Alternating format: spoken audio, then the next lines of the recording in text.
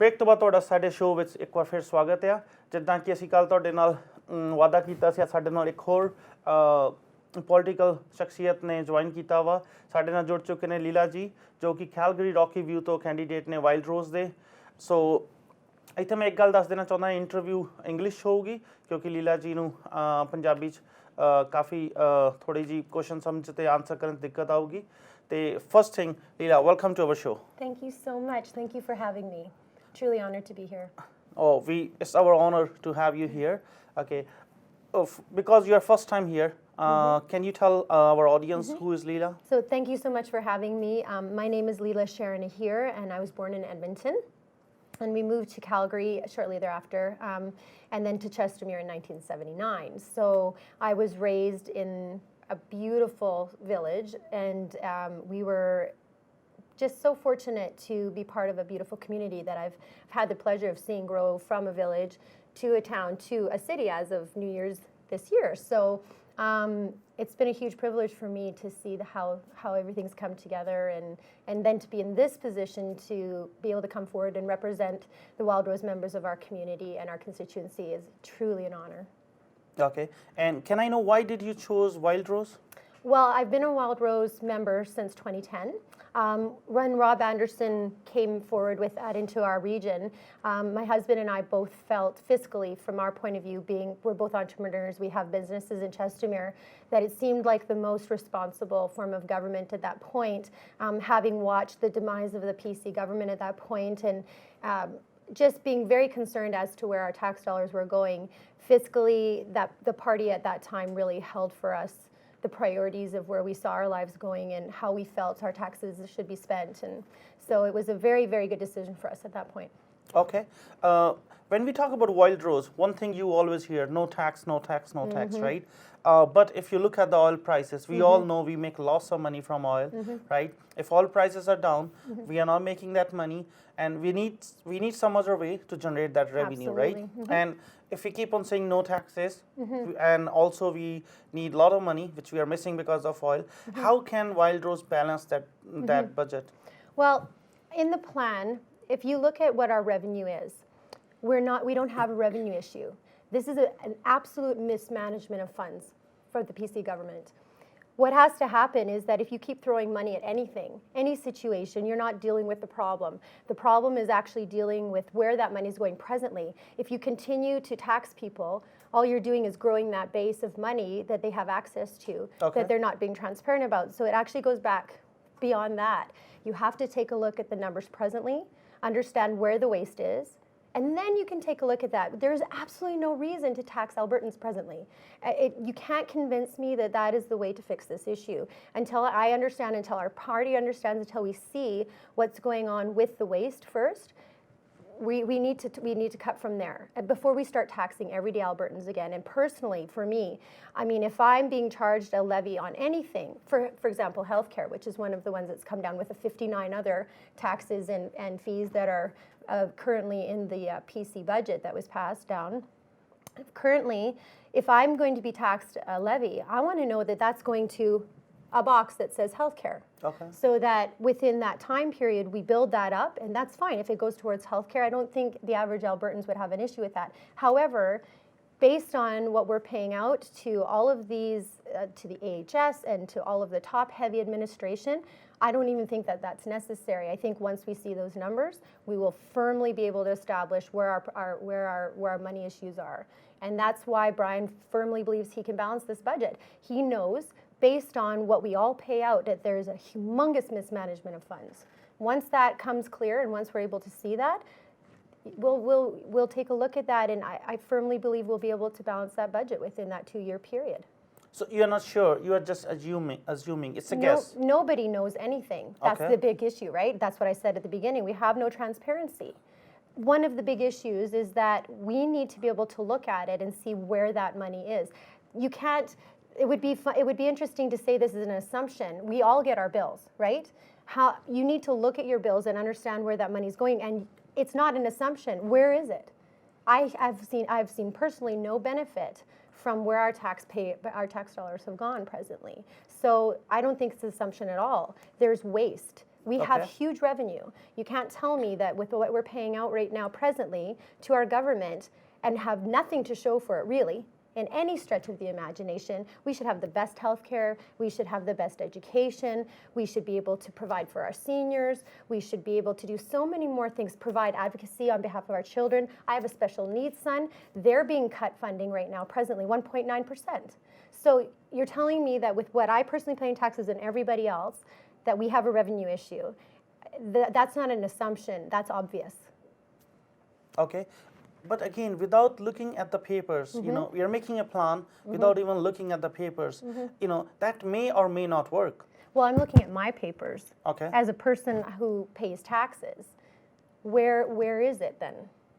You know, you have to ask that question at a personal level from family to family. All of us are asking that question. I don't think it's not just me, right? I think every person is looking at that and wondering, well, where is it? And where is, I mean, for example, if there's no waste, then why aren't we saving money? You said it yourself. We have this boom and bust aspect of the oil prices. We were at $110 a barrel. Somehow, in you know, from, what is it, 1986 and on, we were at $50 a barrel at that point too. But we managed to save up an entire heritage fund. We were ahead. We had the Alberta advantage at that time. But now we were at $110 a barrel. We didn't save anything. It's gone. Where did it go? Do you see it? Do you see the benefit of that money? I certainly don't see it. And on top of that, we have nothing in savings. So I don't think it's an assumption. That's obvious. Where Okay. I'd love to see the numbers. I'd love to see where it went. That would be fantastic, and I fully intend to once I'm in there. But presently, I have a lot of questions, and you're right. I have no paperwork in front of me to say this is where it went, but that will be my job once we get there. And that is firmly a Wildrose platform, is to create that transparency. We are not going to raise your taxes. We're the only party that's not going to raise your taxes because we know it's in there somewhere. Okay, but it's a guess. Let's say Wildrose get into power. I don't think it's a guess. It's not a guess. It's obvious. Okay, let's say Wildrose wins, and when Wildrose makes a government, and when you guys look at the book and you guys find out it's not going to work out, and the only way is, if oil prices stays down, only way is you guys need to generate more revenue, and only way will be to, you know, put taxes. No, we won't raise taxes. Then what else you guys will do? We can balance that budget without. We don't have a revenue issue, even without raising taxes. Okay. We have enough revenue coming into this province presently. There's absolutely no reason. We do not have a revenue issue. You're continuing to assume that there's a revenue issue. We don't have one. Where I'm saying from the get-go, right now, presently, as we are taxed right now, we have more than enough. We are already being taxed. It's the interesting thing is that when we add new taxes on, I think the assumption is that we're already used to paying a certain amount, so it's just being added on top of that. We are already being taxed. These are additions. These are nickel and diming things out of the, you know, and as a family, you might not add it up right away. But as Brian was saying last night, for the average family, it's going to be around $2,500 per year if you're making over a certain amount of money. That's a good chunk of our population. And that's over and above what we're already paying. So there's no revenue issue here. I want the revenue that is there already is ample. We have more in this province than any other province, and we're still not able to balance our budget. That's not a revenue issue. It's a management problem. Okay. You said we are already being taxed, right? But in other provinces we see PST, right? We don't have PST. So where exactly you think you can get that money from?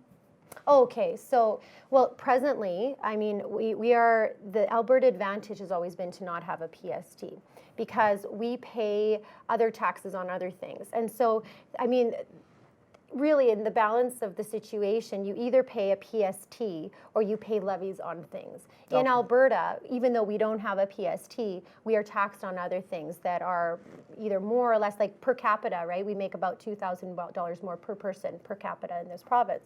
So if you look at that and what we're paying out, just even based on that, we have more coming in. So for example, last year our revenue coming in was $41 billion. Prentice is saying that we're going to be down $7 billion. I know it sounds scary, but the point is that if in any household or anybody, and I mean the Parliament is our house, that's all, that's yours, that's mine. That's right. That means that if we have a budget, our responsibility is to use the money that we have. And even then, right, how often in our own household do we spend every penny that we have? We don't. We generally will tend to put away 10% or whatever that is. That's a normal function of a normal household, of a normal family, of what all of us are required to do. It's, you know, we are trying not to live beyond our means, right? And that is expected of all of us, as we expect it from our children. You know, my husband and I, we have money saved up for our children as well too, so that when we pass on, that they have a legacy. But we've also taught our children that that's not yours to spend. That is yours to use towards your future and the future of your children and your grandchildren and my great-grandchildren and so on and so forth. That is an education that we teach our families, and we have expectations of our families that way. We had it from our parents, we pass that on. That is part of the there's just the nature of how to form a legacy within your own family. Within the government, the spending is so out of control that they have forgotten about our children and about the future of our children. So regardless of the income, let's say that $41 billion number is our number and we are less $7 billion, the responsibility of our government is to use the money that we have in an efficient way. So when we're talking about taxes, I don't understand how that's our responsibility to make up that $7 billion deficit. It doesn't make any sense. It's not even legitimate.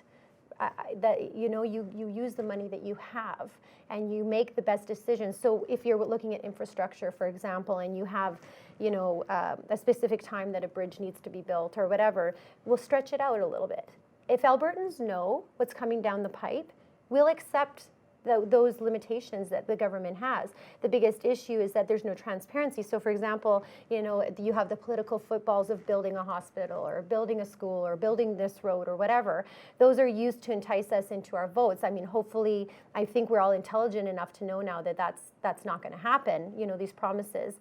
But at the same time, if we're being promised a bridge, the question is that that's great, but can we have a real idea of the time? I mean, if you've ever built a house, we all know it costs 20% more than you originally put into it. It takes 6 months longer than you originally anticipated. We all know this. People are reasonable. If we understand the truth and we're being given those pieces of information straight up, we're reasonable human beings. I don't think that that's an issue, but they're used as promises.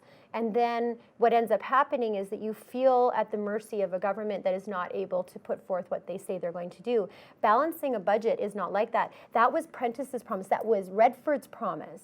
Those are promises that the original Wildrose Party in the last few years put forward was to make them happen. They promised that in their mandate, and when this whole election nonsense happened, they had said that they had accomplished that in their mandate. Well, the budget that just came down is completely counterintuitive and counteractive to the original budgets that were promised by the previous governments. So in my opinion, you were asking me if I have any proof or if I can prove that this budget, well, it was already promised to us by the government that's in power right now. That was proposed by the Wildrose in the first place. So this isn't a piece of information that I'm guessing about. This is what was demanded by Albertans, was put forth by the PCs, is carried through by the Wildrose. Now we come up with a plan that is feasible, which really talks about cutting out places where mismanagement is happening that we know of. I mean, for example, we have AHS spending exorbitant amounts of money on cell phone bills. Okay. You know? We had 14,000 employees with cell phones. But in 1 month, they spent well over, I think it was $30,000 or $40,000 between the top AHS executives.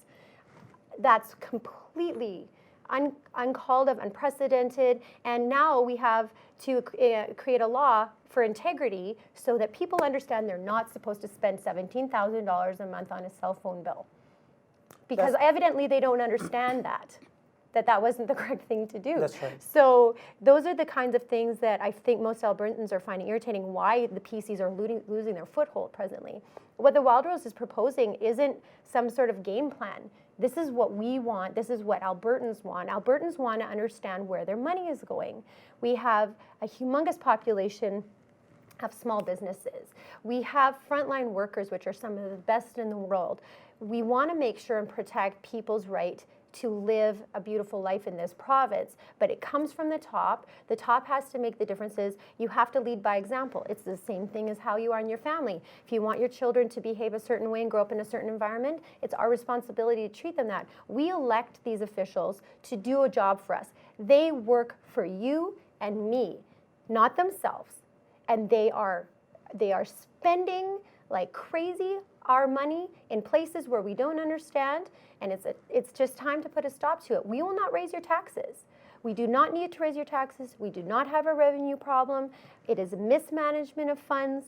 I firmly believe that once we are in there and we're able to do that, and the thing is that if the Wildrose is able to get in there and make that difference, that's our plank, that's our platform. That's what we want. We want to roll back the wages. Our own wages should we be fortunate enough to go through.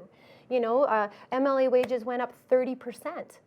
Since Stelmach, Redford, and then presently, and then they promised to roll it back 5%. Well, woohoo!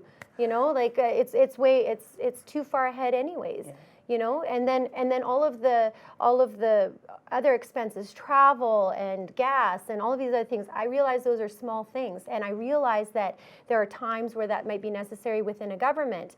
But we have a requirement to make sure that our constituents and our province knows where we're spending that money. We should be on the line for that too, and accountable to the money that we're spending. If I'm spending your dollars to drive my car and it's in regards to something that will benefit you in the future, I'm sure that would probably be all right. But if I'm driving to a wedding in Saskatchewan and I decide to pay for my gas out of your funds, I'm sure you probably wouldn't appreciate that.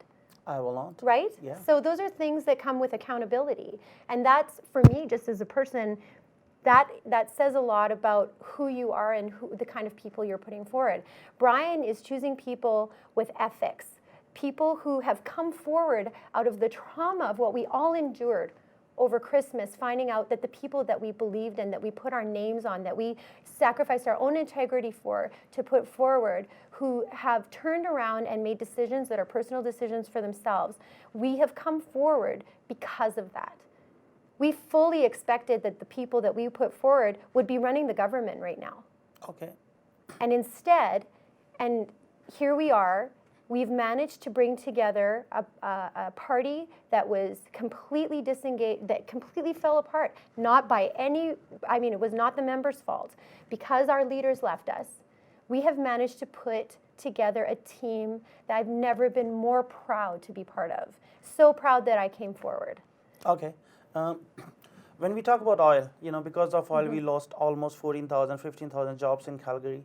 If oil prices stays down, those jobs, you know, how will Wildrose help in creating jobs? Well, I think there's a bit of fear-mongering in that. We have to understand that presently, I think that is a worldwide number. That's not particularly an Alberta number. So we have to make sure we have to make sure about those numbers. I can't honestly speak to those numbers. No, my question is how is Wildrose looking at creating jobs for Albertans? Well, job creation is going to be in the diversity. I mean, oil can't be the reason that people have jobs. There's so much diversity in all other things surrounding oil. We should have the highest tech in this province. With the amount of money that's coming in, we should be able to what's the word I'm looking for?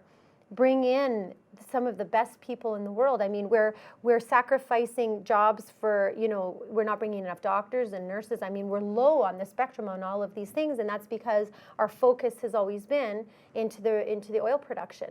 And instead of bringing other people and other types and other trades into our province to develop other things, and I mean, we don't even know what our potential is there. You know, Okay. Diversity comes from knowing that you don't have that. So if we are able to look at it from the perspective of what we are capable of, jobs will be created based on that. I mean, the biggest problem we have now is that we have children and young people dropping out of potential trades and things because of the oil fields, because they're going off to these jobs that pay humongous amounts of money, and great for them. That's wonderful. That's part of that economy. But their education is getting put on hold. They're not looking at other options because of what's going on with that. And that's that whole cycle. So obviously we need workers during the times of boom, and that's great that they get to benefit from that. But we're not making sure that those kids and those young people and the other people that are working those jobs actually have something to fall back on once that happens. That's where your diversity comes from. That's why people are losing their jobs. It's not being nurtured from a different direction. That means educating your kids. That means, and that comes to a whole other side of things, is that your education profiles have to change. How are we making sure that our kids are able to attend universities? How are we making sure that they have jobs that they can go to when these boom and bust cycles occur? Are we teaching them how to save their money so that they can put it into investments and into the base of Alberta, so that after that happens, it's like being a football star, right? You have a certain life cycle of that.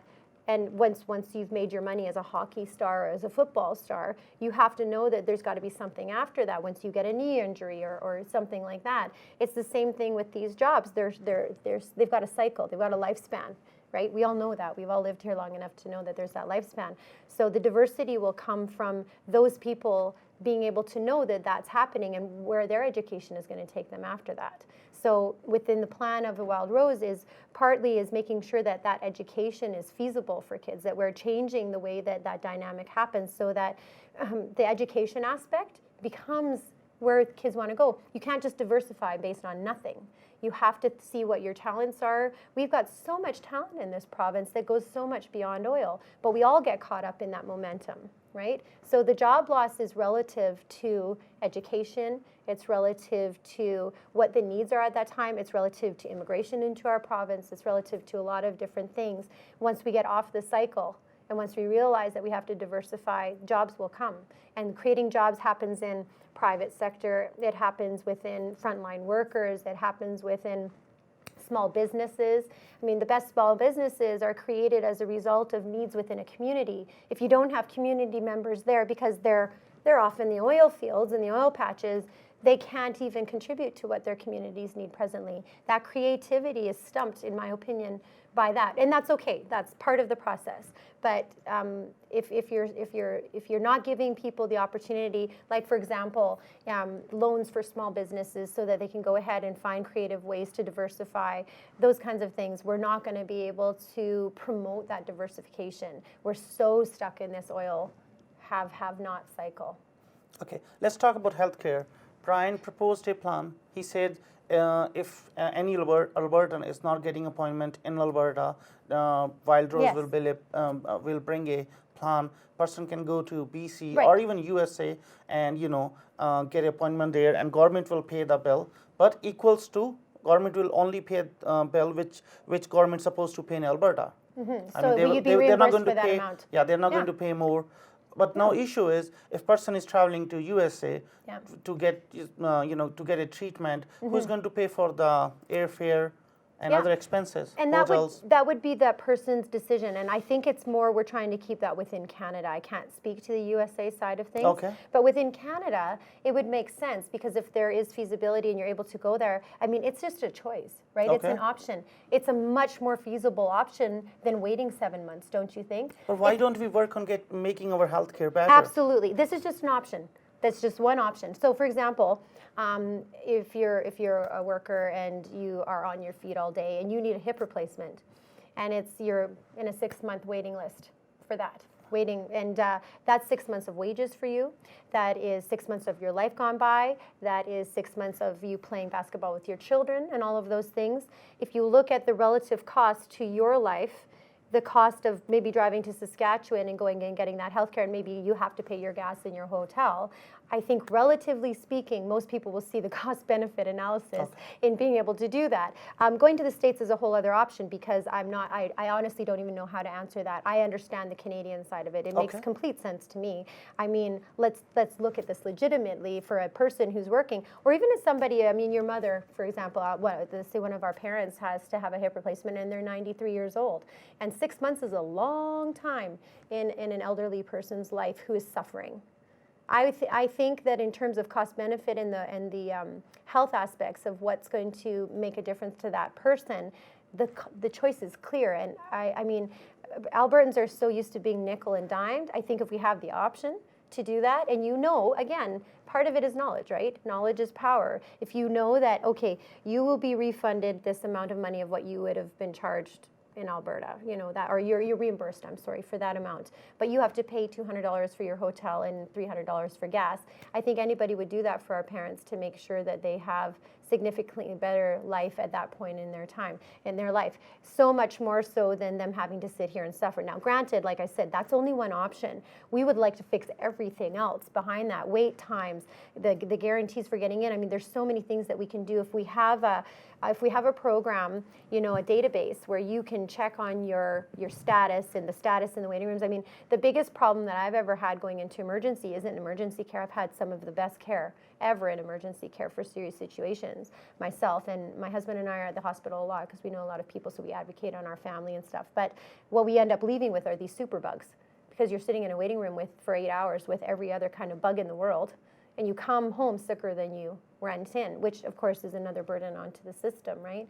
And so if we can change the way that wait times happen, if we're able to make sure that wouldn't you rather stay at home in your comfortable house if you're able, if you're not like deathly ill, but you need the service of a doctor, if you're going to have to wait 8 hours anyways, if you're able to wait at home until your wait time comes up, get in through triage, see your doctor, and do all that, I think it would be a much better system. I don't think this is not rocket science, right? It's just a matter of looking at the system and seeing where we can make that more feasible, directing the funds into things that make things more efficient.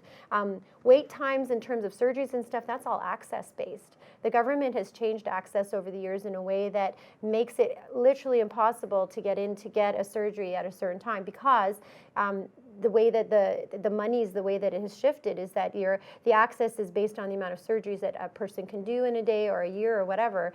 That has to change. The doctors need to be consulted about that to see what works best for them. The nurses need to be consulted. Not private, but healthcare in the public, in local healthcare. If we can divert, having surgeries outside of the hospitals and smaller, maternity things and nursing and nurses that are capable of doing things that the doctors may not necessarily need to be there for. These are all things that I'm not an expert in health, but I'm an expert in waiting, and I'm an expert at being at the hospital and seeing the doctors and nurses. They're incredible, and they're working in situations that are it's impossible, right? But if we're able to take that burden off through local health care, able to bring doctors and give them reasons for living in rural areas, for example, and help them to diversify that brings jobs, right? It brings diversification to our system. Can you imagine the amount of jobs that would be created in smaller areas if we were able to bring local health care, for example? Right? Then that's a whole other aspect of that takes the burden off the hospitals and the cities and the roads and the infrastructure and everything else, and it brings money and people into those rural areas. It helps out on so many different levels. Okay, if we look at the poll at the moment, Wildrose is at the top, but if we go back in 2012, there was a similar kind of wave. Everyone was thinking Wildrose is going to win, right? But Albertans do surprise when it comes to voting. Sure they do. So what are the Wildrose plan this time? None of us are in this to lose by any stretch of the imagination, but we're a very humble group of people. If we learned anything from that, it was that you can never be too sure where things are going to go.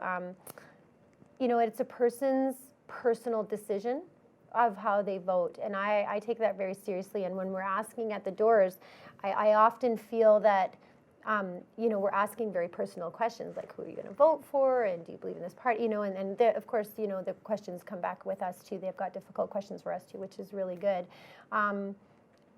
But if anything, it's really strengthened my humility at that space. I would never assume anything. You can't. You have to believe that what you stand for and the policy that you believe in is the right one, and we have to do a good job of following through with Brian's vision of that and making sure that we understand the questions that are being asked of us. But truly, an MLA's job is truly a humble job. It's not glamorous by any stretch of the imagination, nor should it be. We're information collectors, right? Our job is to talk to our constituents, get the information about what's best for our constituency, put it together, research it, find out how it fits, put it towards our party, and find out how we can make that function. At the end of the day, it's a very humble job, because the people that I talk to are the experts, right? That my constituents are my experts. Those are the people that they're living in that space. They understand what it is that they have needs for. So they've done that work. They understand where it's coming from.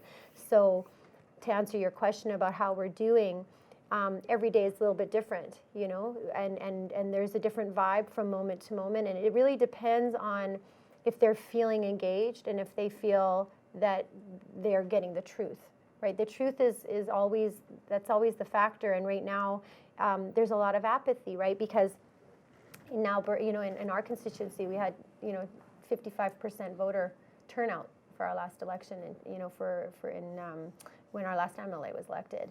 And right now, it's even hard to get people to make a decision one way or the other. They're really caught in the middle, and I respect that. I understand. I felt the same way a few months ago, but we need to re-engage. Our responsibility, anyways, and how I feel with the Wildrose, our responsibility is to get out to people and to re-engage them and to earn their votes and their trust, because presently it's difficult. It's difficult for people to understand, but one thing I'd love to impress upon people is that, one of the things I asked of our Wildrose MLA was why this cross happened, and one of the things that we heard back was that they couldn't get behind the party. And I personally asked them, well, what did I do to incur that wrath?